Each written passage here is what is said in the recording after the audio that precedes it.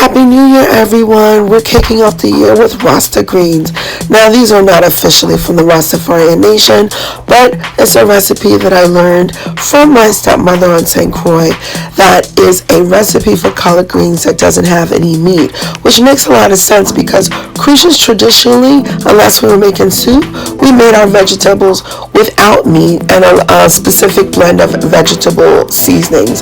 Here I'm showing you how to chop your ginger. Chopping garlic is not hard, but the ginger you do want to try to get into cubes. Mine is sort of medium sized, but you can make them smaller. The point is you don't want to smush the ginger. You don't want ginger juice. You want small pieces of ginger.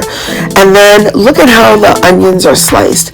They're sliced so that they are thin, but not paper thin, because that's going to go along with the shape of the noodle, and it's also going to hold its structure better, and we need that for this recipe. So now we have our greens, and as you can see, I am laying some leaves one on top of the other, and then what I'm going to do is I'm going to roll them the same way you'd roll a cigar or something else, but ultimately what you're going to do is cut them and do a chiffonade, and that is when after you've rolled them, you cut straight down and evenly, and so what you're going to get at the end are pieces of grains that are like noodles. That's what we're going for. Rinse them off for a second time. You don't need vinegar or anything like that. As you're rinsing them, you want to squeeze those greens to kind of bruise them, because bruising them is going to help them cook. And now it's time to put everything together. See, the prep work was most of the hard work. You've got your olive oil in the pan, and you're going to start with the onions, because the onions really need to cook down. They are so essential. You can dash a bit of salt in there to help them sweat, but ultimately you want to make sure that they are coated with all that oil that is in the pan and that you hear some sizzling. Now they're starting to lose color, which means it's time to cover. And once they've softened even more, lost more color, it's time to add the ginger and garlic. Don't add it before, because you may end up burning your garlic, and you don't want that. It's a nasty taste.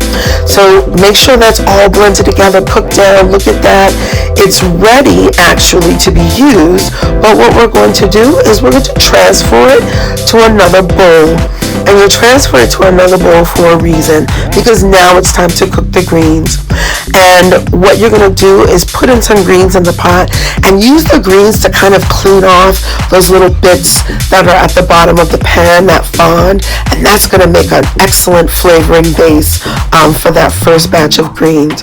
But all you're doing at this point is adding greens and then adding the onion garlic mixture, and you do that in layers, and with each time you give it a stir so that you have evenly combined all of these vegetables together. And I'm using tongs right there because it's easier.